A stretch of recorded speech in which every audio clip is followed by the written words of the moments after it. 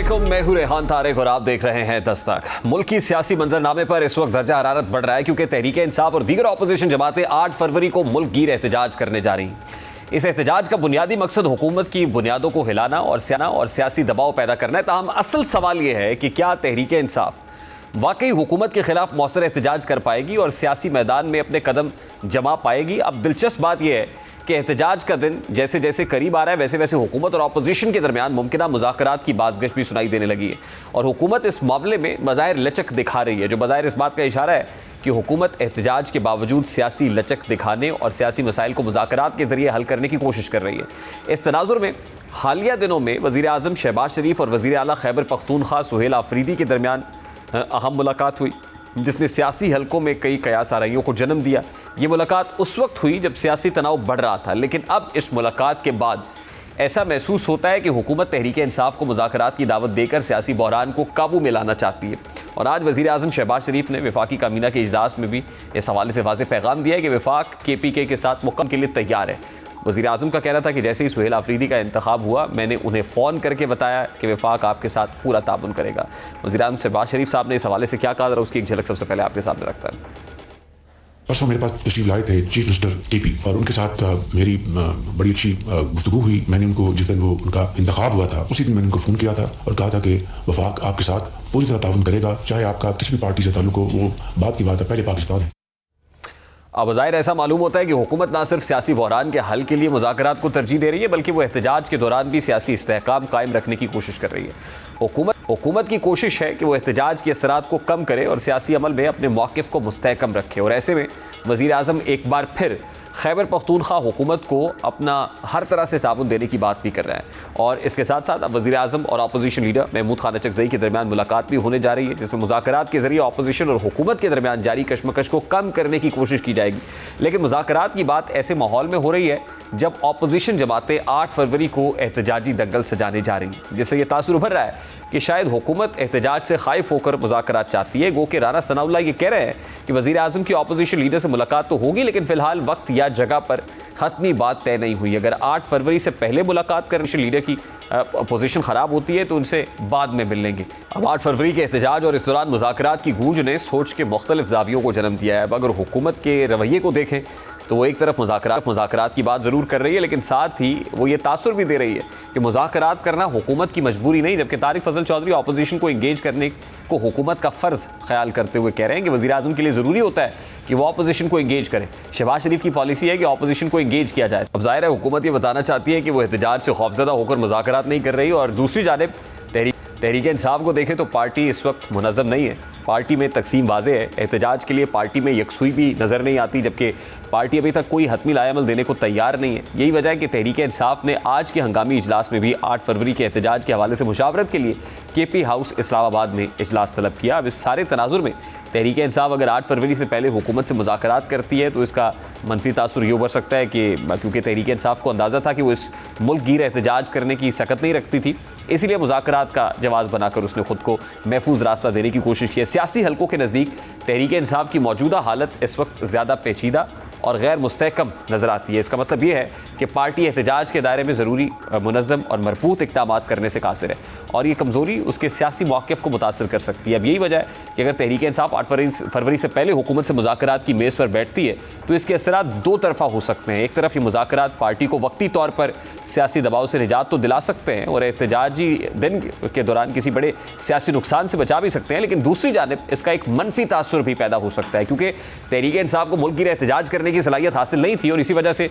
उसने मुज़ाकरात का रास्ता इख्तियार किया ताकि अपने आप को महफूज रास्ता दे सके। अब ये सूरत हाल तहरीक इंसाफ की सियासत पर गहरे असरात डाल सकती है। अगर पार्टी एहतजाज की बजाय मुज़ाकरात को तरजीह देती है तो ये उसके हिमायती हलकों में बेचैनी पैदा करने का सबब बन सकता है और अगर क़यादत की साख पर सवाल उठा सकता है और यूँ तहरीक इंसाफ की पोजीशन कमज़ोर पड़ सकती है। अब दूसरी जानिब खैबर पख्तूनख्वा में दहशतगर्दी के तनाजुर में वज़ीर आला KP के सुहेल आफरीदी की सरबराही में आज एपेक्स कमेटी का इजलास, जिसमें सूबाई वज़रा, core commander Peshawar, chief secretary, IG police समेत आला सिविल, फौजी और कानून नाफिज करने वाले इदारों के हुकाम ने शिरकत की। एपेक्स कमेटी के जारी करदा एलामिये के मुताबिक इस अहम इजलास में इस अज़्म का इजहार किया गया कि दहशतगर्दी के खिलाफ जंग में किसी कुर्बानी से दरेक नहीं किया जाएगा और सूबे में पायदार अमन के लिए सियासी क़यादत, वफाकी हुकूमत, सिविल इंतज़ामिया और सिक्योरिटी इदारे मुकम्मल हम आहंगी के साथ आगे बढ़ेंगे। एलामिया के मुताबिक इजलास में मजमूई तौर पर सूबे में दहशतगर्दी के बढ़ते वाक़यात, मुल्क दुश्मन अनासिर के खात्मे और मुकम्मल अमन और इस्तेहकाम के लिए हिकमत अमली पर गौर किया गया। फोरम ने इस बात पर जोर दिया कि दहशतगर्दी के खिलाफ जामे पॉलिसी की कामयाबी के लिए तमाम सियासी जमातों, अवामी नुमाइंदों, मुअज़्ज़िज़ीन और वफाकी हुकूमत के दरमियान मुशावरत, ताउन और अमल हम आहंगी और ज़ाहिर एपेक्स कमेटी ने वाज़ेह किया है कि हुकूमत खैबर पख्तूनख्वा फ़ौज, पुलिस, CTD और दीगर इदारों समेत अपने तमाम दस्तयाब वसाइल इस्तेमाल में लाते हुए दहशतगर्दी के खिलाफ भरपूर कार्रवाई करेगी।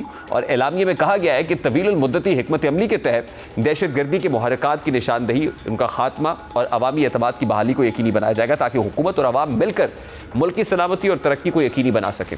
एलामिया के मुताबिक एक मुनज़्ज़म प्रोग्राम के तहत इन इलाकों में सिक्योरिटी, मवासलात, सेहत, तालीम, रोज़गार और बुनियादी सहूलियात के लिए खुसूसी पैकेज दिया जाएगा। जबकि इजलास में इस बात पर भी इत्तफाक किया गया कि जिन इलाकों से आर्जी नकल मकानी, वहाँ मुतासर अफराद की मुकम्मल देखभाल, बहाली और बुनियादी ज़रूरियात की फराहमी को यकीनी बनाया जाएगा, जबकि उनकी बाइज़्ज़त वापसी हुकूमत की अव्वलीन तरजीह होगी। अब मजमूई तौर पर यह एपेक्स कमेटी का इजलास इस बात का वाज़ेह पैगाम है कि खैबर पख्तूनख्वा की सूबाई हुकूमत दहशतगर्दी के मसले को महज सिक्योरिटी चैलेंज नहीं बल्कि एक हमाजहती बहरान के तौर पर देख रही है, जिसके हल के लिए अस्करी कार्रवाई के साथ साथ सियासी हम आहंगी, अवामी एतमाद की बहाली और तरक्याती इकदामात भी नागुज़ीर समझे जा रहे हैं। ताहम असल इम्तहान ऐलानात से आगे बढ़कर अमली इकदामात में है, क्योंकि माजी का तजुर्बा यही बताता है कि अगर इदारों के दरमियान मुस्तकिल हम आहंगी, शफाफ अमल दरामद और मुतासरा इलाकों की हकीकी बहाली ना हो तो ऐसी हिकमत अमली महज कागजी वादों तक महदूद रह जाती है। इसलिए इस इजलास की कामयाबी का इन्हिसार इस बात पर है कि आया हुकूमत ज़मीनी सतह पर सिक्योरिटी, गवर्नेंस और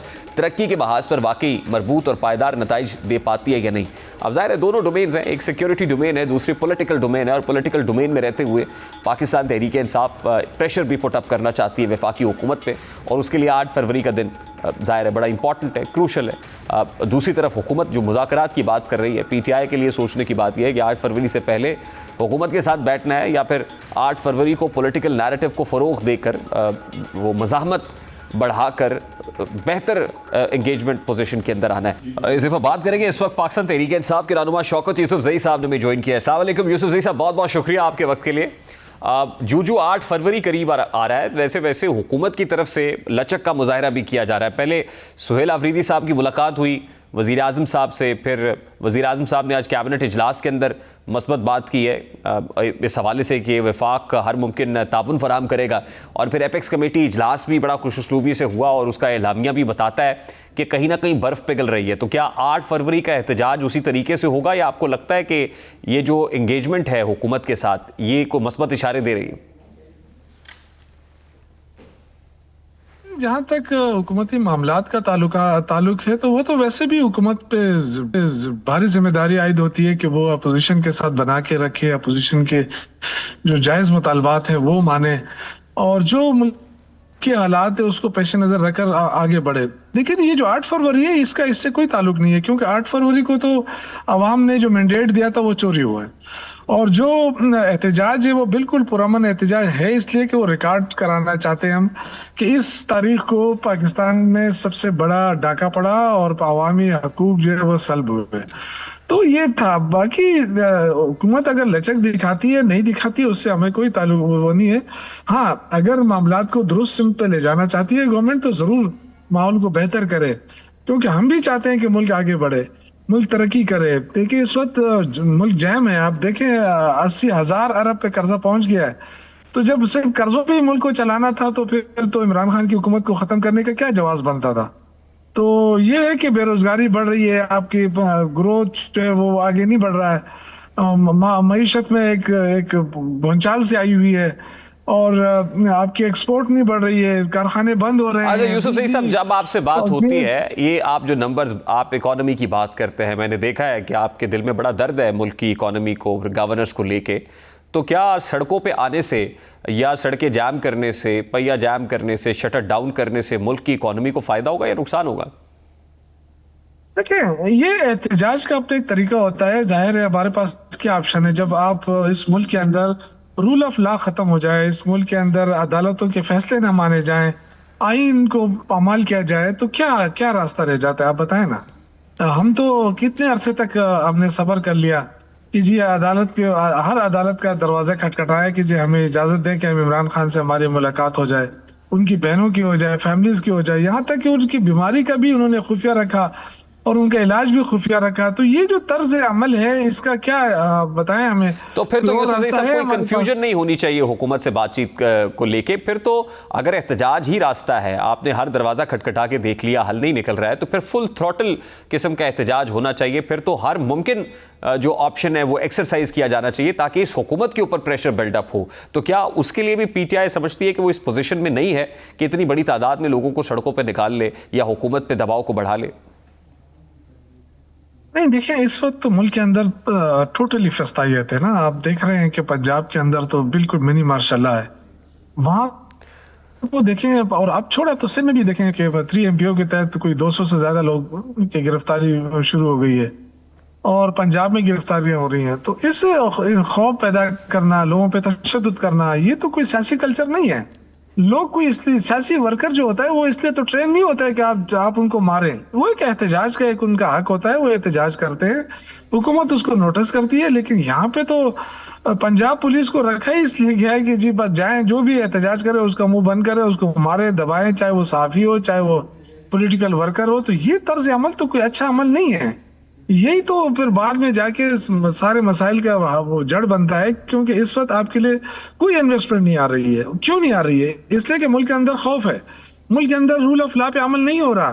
तो हमारे पास क्या ऑप्शन है? हम आप बताएं, हम तो या तो इलेक्शन करें नहीं, हुकूमत, हम मैं इलेक्शन ये के लिए कह रहा हूँ कि तैयारी आपके करें। पास तो ऑप्शन एहतजाज का है ना, ज़ाहिर ऑपोजिशन एहतजाज कर सकती है। अभी तक एज पर माई इन्फॉर्मेशन को पॉलिटिकल कमेटी का इजलास नहीं हो रहा है, उसमें कोई कंसेंसस डेवलप नहीं हो पा रहा है। कुछ लोगों का ख्याल ये है कि इंगेजमेंट है, और फिर कुछ ये समझते हैं, जैसे अलीमा बीबी ने कहा कि पूरा पाकिस्तान निकले सड़कों पर आए, कॉल दी जा रही है। और अलीमा बीबी ज़ाहिर है वो ए पॉलिटिकल है एज पर पीटीआई या बानी पीटीआई, तो उनको ये कहना पड़ रहा है कि सब लोग बाहर निकले। तो क्या लोगों को निकालने में दिक्कत हो रही है, मुश्किल हो रही है, क्या हो रहा है सर?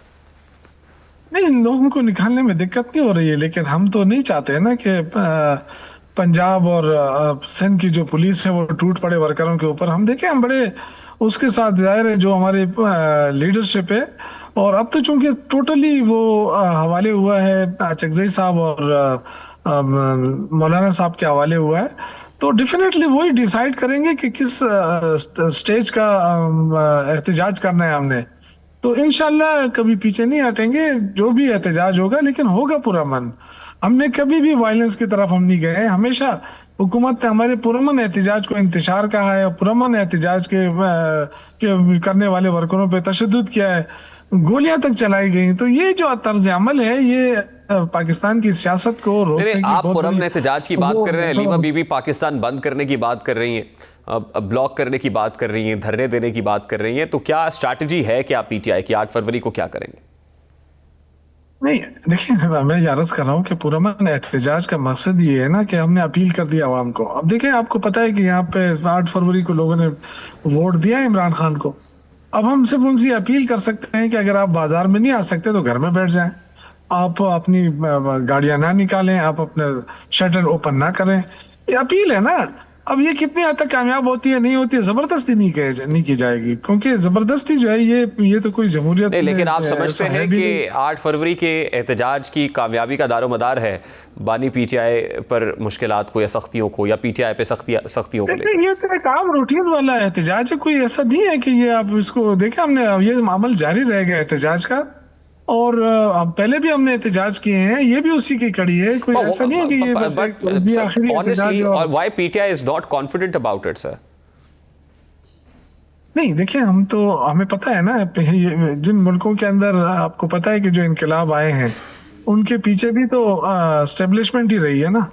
अब यहाँ पे एस्टेब्लिशमेंट जो है गवर्नमेंट के साथ खड़ी है, तो क्या होने वाला है हमें पता है। इसलिए हम बड़े एहतियात के साथ, कि हम नहीं चाहते कि जो पिछले एहतजाजों के अंदर जो वर्करों को गोलियां लगी, आप जो किस इनकलाब की बात कर रहे हैं जिसके पीछे एस्टेब्लिशमेंट खड़ी थी सर?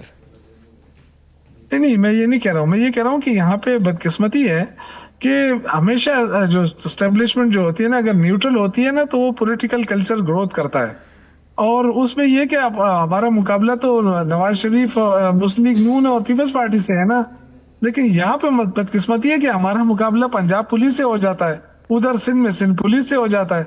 तो ये चीज गलत है, हम तो ये नहीं चाहते, क्योंकि वो भी हमारे बच्चे हैं, हमारे भाई हैं। इसलिए हम बड़े एहतियात से वो कर रहे हैं कि क्यों हमारे पंजाब पुलिस के साथ क्यों लड़े।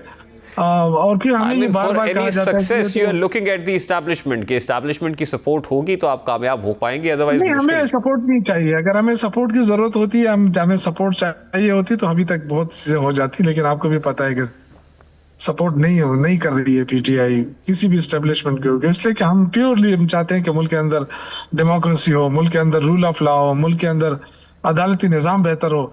ये जो 27वीं 28वीं तरमीम लाकर जो अदलिया का होलिया बिगाड़ दिया है, हम ये नहीं चाहते हैं। तो लास्टली हम तो शौकत चाहते हैं यूसुफजई साहब, अगर एस्टैब्लिशमेंट की सपोर्ट मिल जाएगी तो ये सब हो जाएगा, रूल ऑफ लॉ भी हो जाएगा, अदलिया भी आजाद हो जाएगी, बहाली आइन की बहाली हो जाएगी।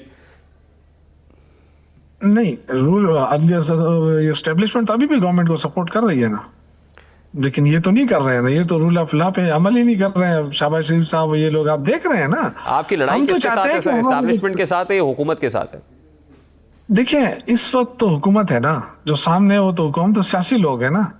हमारी लड़ाई जो है ना एस्टेब्लिशमेंट के साथ बनाई गई है ताकि ये लोग मजे में रहे। पीपल्स पार्टी, नून लीग मजे वो ले रहे हैं और नाम हमारा इस्तेमाल हो रहा है।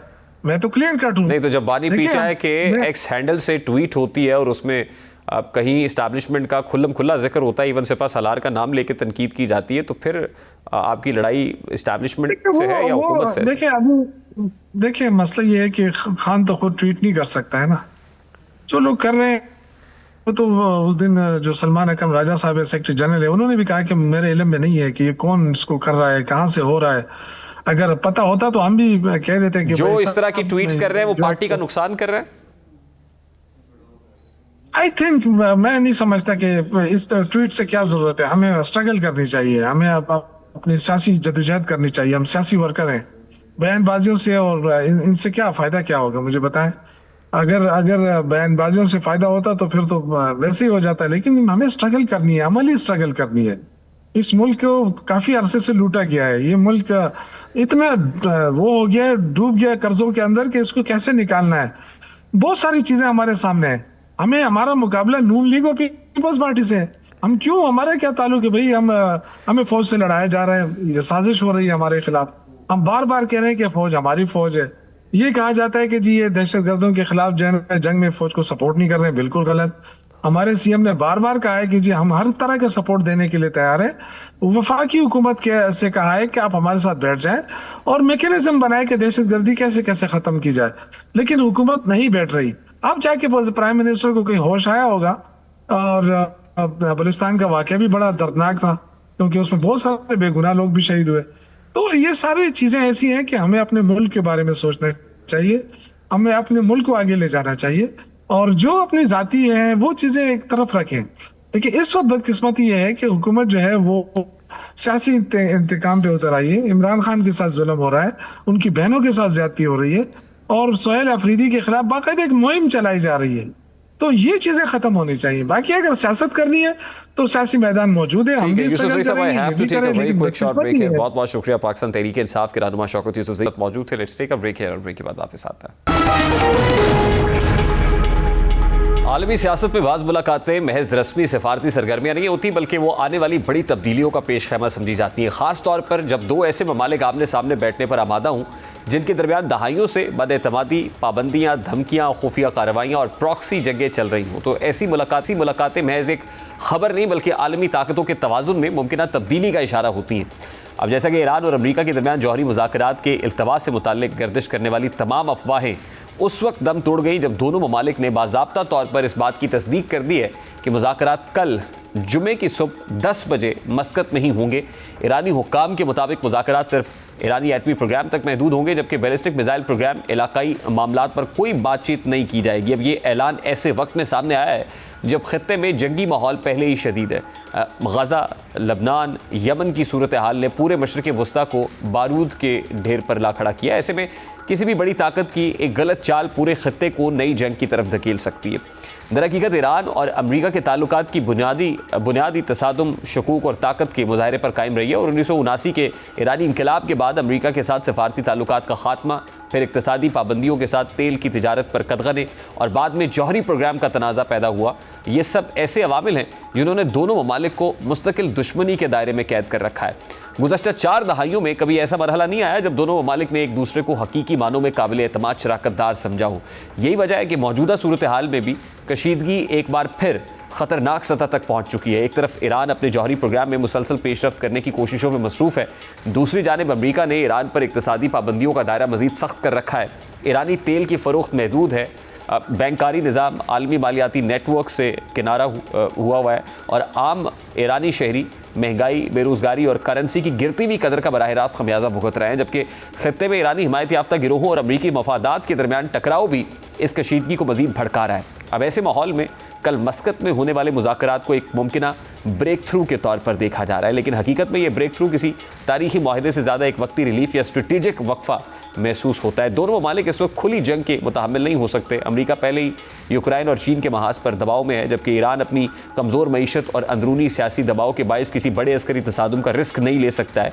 लेकिन इसके बावजूद दोनों ममालिक एक ऐसे वक्त में एक दूसरे के सामने कमज़ोर भी दिखाई नहीं देना चाहते हैं और अब यही वो हसास और ख़तरनाक तवाज़ुन है जिस पर ये मुज़ाकरात खड़े हैं। और इसी तनाजुर में अमरीकी सदर डोनाल्ड ट्रंप का किरदार इस पूरे अमल में खासा मुतनाज़ा और दोहरा नज़र आता है। एक तरफ वो ये तासुर दे रहे हैं कि वो ईरान के साथ बड़ी डील करना चाहते हैं, लेकिन दूसरी जानिब उनकी ज़बान में धमकी और ताकत का मुजाहरा भी पूरी शिद्दत से मौजूद है।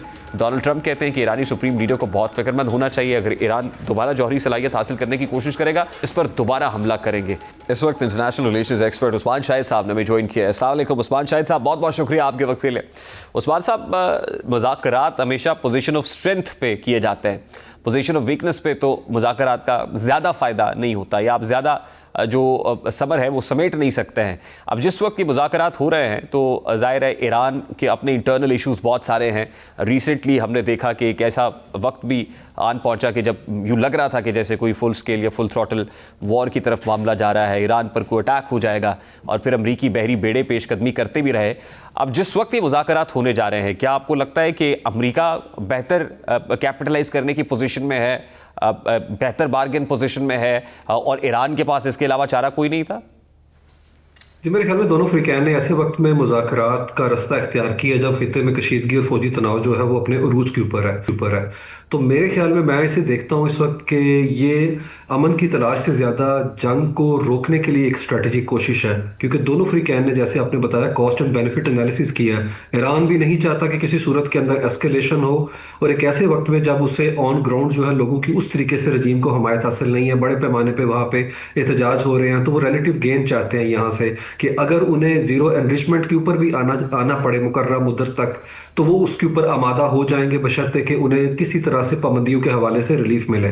जबकि दूसरी तरफ अमेरिका जो है, डोनाल्ड ट्रंप, वो भी ये इंप्रेशन नहीं देना चाहते अपने सर्कल्स के अंदर कि अमेरिका बैक ऑफ कर गया और उसको उस तरीके से कोई नतीजा हेज नहीं बना सका मामले को है। तो वो नेगोशिएटिंग टेबल पे नो डाउट लेवरेज लेने के लिए इस अरेबियन सी में अपनी मिलिट्री जो फोर्स है उसको बिल्डअप कर चुके हुए हैं और ईरान जो है वो स्टेल्थ 2 टेक्नोलॉजी के हामिल B-2 बॉम्बर तैयारों की रेंज के अंदर है। और दूसरी तरफ हम देखते हैं आयतुल्लाह अली खामनाई भी जो है वो अपनी डिफाइंड टोन को किसी तरह से जो है वो उससे दस्तबरदार होने को आमादा नहीं है और वो अमेरिका से किसी तरह से मरूब होते हुए नजर नहीं आ रहे। अभी अगर आपने बात इस तरीके से की तो मुज़ाकरात का मकसद तो नो डाउट होंगे, लेकिन नतीजा हेज होंगे नहीं, it is yet to be seen, क्योंकि एक बाद एतमादी की तो फिजा है। छठा राउंड था इसी ओमान के अंदर जिसमें जुमे वाले दिन मुज़ाकरात होने जा रहे हैं, जब अमेरिका ने 12 जून को अटैक कर दिया था। तो मेरे ख्याल में बड़ा स्ट्रेटेजिकली मनूवर करना पड़ेगा ईरान को, क्योंकि अभी जो मुज़ाकराती फ्रेमवर्क की बात हो रही है ये बिलवास्ता मुज़ाकरात है जिसके अंदर ओमान मरकजी मेज़बान है, जबकि कतर, उसके अलावा टर्की और इजिप्ट जो हैं उनके वज़राए ख़ारजा भी वहाँ के ऊपर मौजूद होंगे। तो अभी जो उन्होंने खदोखाल पेश की हैं उसके अंदर ये चीज़ बताई जा रही है कि ईरान इस चीज़ के ऊपर काफ़ी हद तक आमादा हो चुका हुआ है कि यूरेनियम एनरिचमेंट ज़ीरो पे ले आएंगे, लेकिन किसी सूरत में अपने बैलिस्टिक मिसाइल प्रोग्राम जो कि उनकी रेड लाइन वो तस्वुर करते हैं उससे दस्तबरदार नहीं होंगे। ये उनका राइट टू सेल्फ डिफेंस है। जबकि अमेरिका भी जो है यहाँ पे हमें थोड़ा सा बैक ऑफ करता नजर आता है कि पहले वो कह रहा था कि मुकम्मल तौर के ऊपर जो है इसकी रेंज कम कर दी जाए, बैलिस्टिक मिसाइल की, लेकिन अब वो कह रहे हैं आप नो फर्स्ट यूज की पॉलिसी के ऊपर जो है वो अहद करें कि आप अमल करेंगे, और उसके अलावा अपना वेपन और अपनी टेक्नोलॉजी जो है वो खित्ते में अपनी प्रॉक्सीज को जो है वो सप्लाई नहीं करेंगे। तो मेरे ख्याल में ये चीजें ऑफ कोर्स आगे की तरफ बढ़ेंगी और ईरान जरूर चाहेगा। ठीक है उस्मान शाहिद साहब, स्कोप ऑफ डायलॉग भी बड़ा इंपॉर्टेंट है। ईरान इस हवाले से मुसलसल कह रहा है कि जौहरी प्रोग्राम से ज़्यादा बातचीत नहीं होगी। जाहिर है कोई पॉलिटिकल नौयत की डिस्कशन, जाहिर है कि रीजन के अंदर जो पॉलिटिकल डायनामिक्स है, बदलती हुई सियासी सूरत हाल है, वो भी बड़ी इंपॉर्टेंट है। तो आपको लगता है कि ये कन्फाइंड रहेंगे मुज़ाकरात, पर्टिकुलरली इसी यूरेनियम एनरिचमेंट प्रोग्राम को लेके या जौहरी प्रोग्राम को लेकर? मेरे ख्याल में अमेरिका के लिए इससे ज्यादा रिलेटिव गेन उन्हें नहीं मिलने वाला कि ईरान जो है कैटेगोरिकली इस चीज का जो है वो इजहार कर चुका हुआ है कि अगर मुज़ाकरात होंगे तो वो इसी के ऊपर होंगे। और मेरे ख्याल में डोनाल्ड ट्रंप जो है वो इस चीज को अच्छी तरह समझते हैं, वो ट्रांजैक्शनल रिलेशनशिप के हामिल हैं, और एक कारोबारी आदमी समझता है कि रिलेटिव गेन एब्सोल्यूट गेन से कहीं बेहतर होता है ऐसी सूरत हाल के अंदर जिसमें डायरेक्ट एस्केलेशन ना हो। याद रखें डोनाल्ड ट्रंप अच्छी तरह समझते हैं कि ईरान ब्लीड कर सकता है अमेरिकी मफादात को खित्ते के अंदर, उनकी बेसिस को अटैक कर सकता है, उसके अलावा इसराइल को डायरेक्ट अटैक कर सकता है। तो मेरे ख्याल में इसराइल और अमेरिका जो है वो इस वक्त जो है टाइम बाय करना चाहते हैं और वक्ती तौर पे लिमिटेड लेवल की डीएस्केलेशन तीनों फरीक चाहते हैं। अगर हम इसराइलियों को भी इसके अंदर कंसीडर कर लें तो है मेरे ख्याल में ये विन विन सिचुएशन तो किसी के लिए भी नहीं होगी, लेकिन एक ऐसा ईरान जो कि ब्लीड कर रहा है इकोनॉमिकली और वो चाहते हैं कि थोड़ा सा उन्हें लेवरेज मिले। और याद रखें दूसरी तरफ इंटरनेशनल कम्युनिटी भी देख रही है। आज ही मैं देख रहा था कि आलमी जो तेल की कीमतें हैं वो काफी हद तक जो है नीचे आ गई हुई हैं जब भी मुज़ाकराती खबर बाहर आई है। तो मुज़ाकरात आगे की तरफ चलते हैं और याद रखें ये मुज़ाकरात मरहलावार भी हो सकते हैं, क्योंकि गुज़िश्ता साल जो मुज़ाकरात इटली में हुए थे उसका छठा दौर था जब अटैक किया गया। तो एक अपना जो क्या कहते हैं मीटिंग से हम नतीजा नहीं हासिल कर सकते, लेकिन मेरे ख्याल में बड़ा खुशाइंद है कि डोनाल्ड ट्रंप ने अपने डिप्लोमेट्स भेजने की बजाय अपने क्लोज बडीज और अपने दामाद को भेजा है जो किसी ना किसी तरह से एक ऐसे कॉमन ग्राउंड तलाश करने की कोशिश करेंगे। नो डाउट बुनियादी इख्तलाफात अपनी जगह बरकरार रहेंगे, लेकिन मुझे लगता है कि मुज़ाकरात जो है वो बामकसद होंगे। Lastly and very quickly Usman Shahid साहब, अगर मुज़ाकरात नाकाम होते हैं तो क्या होगा? ये बड़ा इंपॉर्टेंट सवाल है। और फिर जैसा आपने बार बार कहा कि पहले मुज़ाकरात के दौरान ही अटैक भी कर दिया गया, फिर हमने इजराइल वाले मामले के अंदर भी यही देखा, फ़लस्तीन वाले इशू के ऊपर भी, कि मुज़ाकरात एक तरफ चल रहे हैं दूसरी तरफ अटैक हो जाता है। तो आपको इस सारे प्रोसेस में आपको लग रहा है स्मूथ हो जाएगा, और अगर नाकाम होता है तो क्या होगा?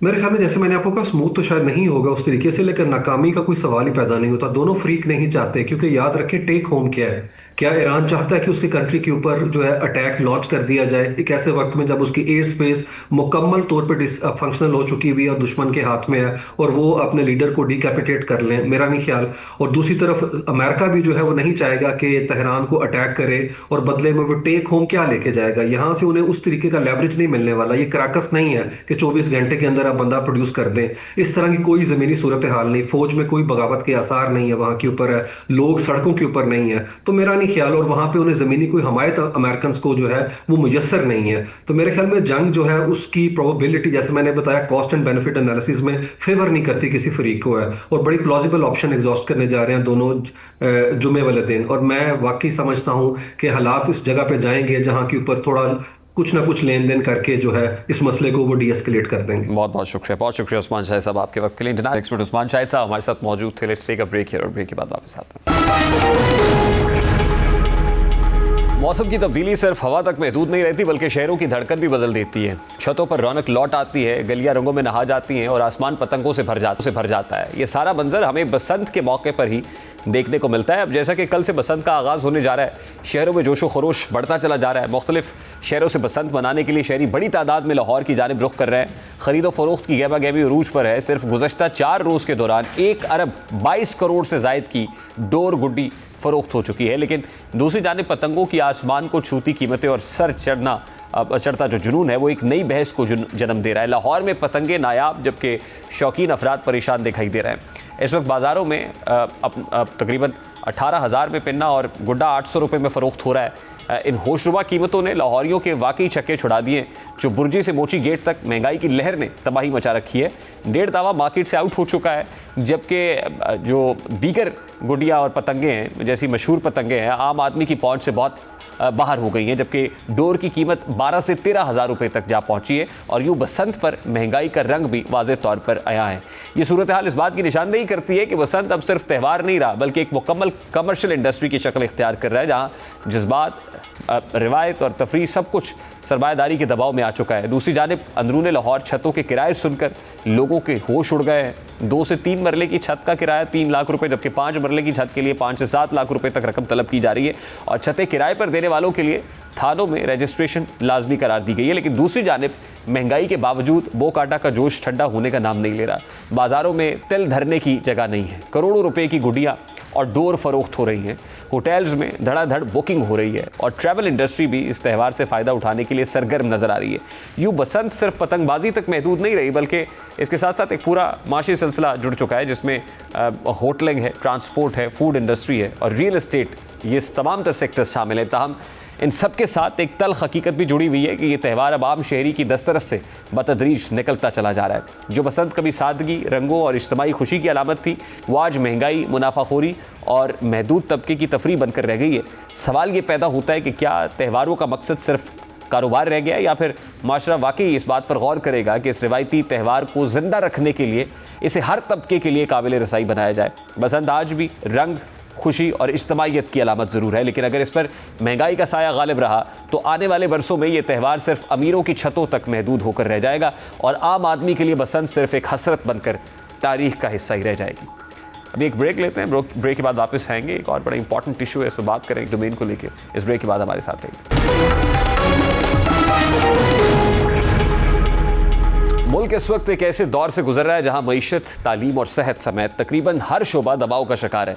और ये सवाल मुसलसल ज़ेर बहस है कि क्या मुल्क अपने तरबियत याफ्ता इंसानी वसाइल को बरकरार रखने में कामयाब हो पा रहा है। जैसा कि तरक्की पजीर ममालिक के लिए इंसानी सरमाया सबसे कीमती असासा होता है, ह्यूमन कैपिटल, क्योंकि यही तबका रियासत के मुस्तकबिल को तश्कील देता है। लेकिन बदकिस्मती से मुल्क में एक तवील अरसे से रुझान देखा जा रहा है कि आला तालीम याफ्ता और हुनरमंद अफराद बेहतर मौक़े की तलाश में बैरून मुल्क का रुख कर रहा है। इस रुझान में सबसे तशवीशनाक पहलू तिब्बी शोबे से ताल्लुक़ रखने वाले डॉक्टर्स की बढ़ती हुई हिजरत है, जो बराह रास्त आवाम की सेहत और कौमी फलाह से जुड़ा हुआ मसला मालूम होता है। ब्यूरो ऑफ इमिग्रेशन की आदाद-ओ-शुमार पर मबनी गैलप पाकिस्तान की रिपोर्ट के मुताबिक साल 2025 में बेहतर मुस्तकबिल की तलाश में तकरीबन 3,800 से 4,000 डॉक्टर्स पाकिस्तान छोड़ गए, जो मुल्क की तारीख में अब तक की सबसे ज़्यादा तादाद है।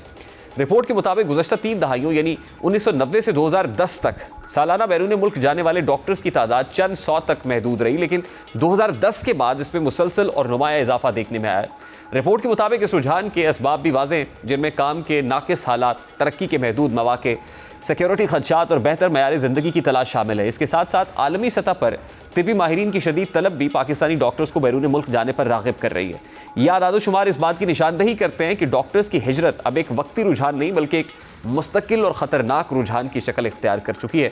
अब अगर इस सूरत वही तनाजुर में देखा जाए तो ये महज अफराद के मुल्क छोड़ने का मसला नहीं, बल्कि रियासत के लिए एक बड़े नुकसान की अलामत है। पाकिस्तान हर साल मेडिकल कॉलेजेस में हज़ारों तलबा को सब्सिडी पर तालीम फराहम करता है, जिनकी तरबियत पर कौमी वसाइल खर्च होते हैं। लेकिन जब यही डॉक्टर्स अमली खदमात देने की बजाय बैरून मुल्क चले जाते हैं तो दरअसल पाकिस्तान की सरमायाकारी दूसरे ममालिक को मुंतकिल हो जाती है। यूँ मुल्क ना सिर्फ इंसानी सरमाया खो रहा है, बल्कि वो तजुर्बा, महारत और पेशा वराना सलाहियत भी ज़ाया हो रही है, जिसकी अशद ज़रूरत मुल्क के अपने सेहत के निज़ाम को है।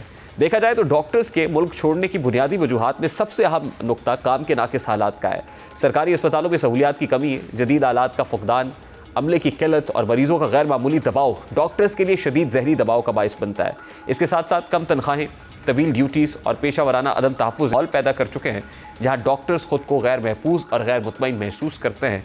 तभी ये ब्रेन ड्रेन बड़ी तेज़ी से जारी है। प्रोग्राम के वक्त अपने इख्तिताम को पहुँचा। आपसे मुलाकात होगी इंशाअल्लाह कल। अब तक रखिए ख्याल। अल्लाह हाफ़िज़।